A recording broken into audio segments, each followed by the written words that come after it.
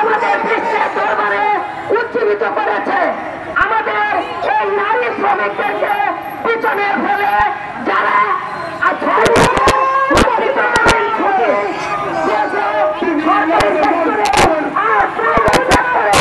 আমাদের 4 মাসের ছুটি, সেই ছুটিকে নিয়েও অনেক টালবাহানা।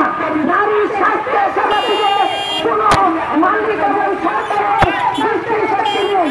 আমাদের নারী শ্রমিকদের যারা কলকারখানায় কাজ করে নিরাপদ কর্মস্থল, রাস্তায় নিরাপদ যাতায়াত এবং সুমন কাজ, সুমন মজুরি এবং 6 মাসের মাতৃত্বকালীন ছুটি, ডেকেয়ার সেন্টার, এগুলোর দাবিতেই আমাদের আজকের এই সমাবেশ এবং মিছিল আমাদের অনুষ্ঠিত হবে। আমাদের এই প্রকল্পটি পরিচালনা